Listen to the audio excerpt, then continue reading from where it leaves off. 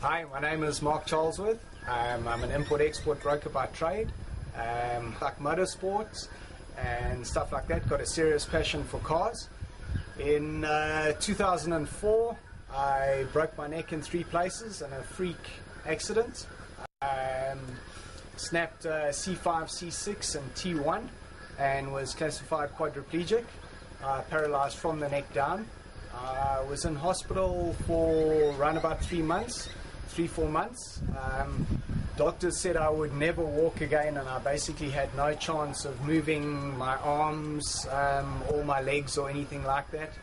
Obviously things like your breathing get affected and all sorts of different stuff. I still, even today, cannot feel stuff.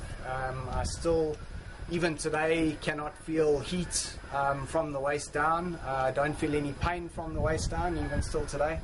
I can feel touch, but I don't feel any pain or anything like that. Think of yourself in a wheelchair, and the first thing you think of is you can't walk, and that's about it. But it's a lot more complicated than that. You suddenly realize you can't brush your teeth, you can't get in and out of a car, you can't get in and out of the bathroom, and all sorts of things. So, and yeah, just as I say, very lucky to be very stubborn and just sort of really never gave up. I've been training now for 7.5 years.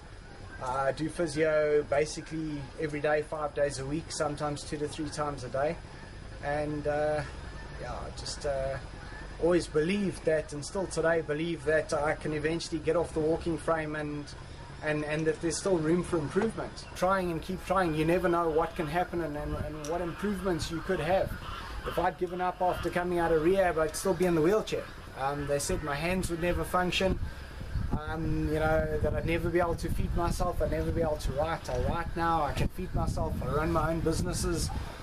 You couldn't do your job.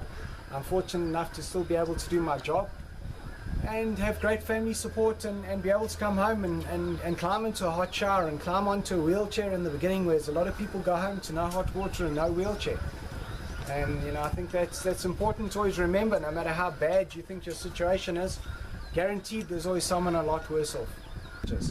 I recently climbed the 550 steps at the Moses Mabhida Stadium, which everybody said was an impossibility.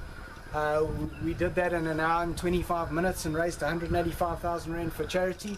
The whole point of it was to prove to people that it wasn't impossible, that I could do it. You know, sort of just always believe in yourself, always believe that no matter how bad it gets, if you keep positive and you keep fighting and you keep trying, it will get better. It has to get better if you keep trying.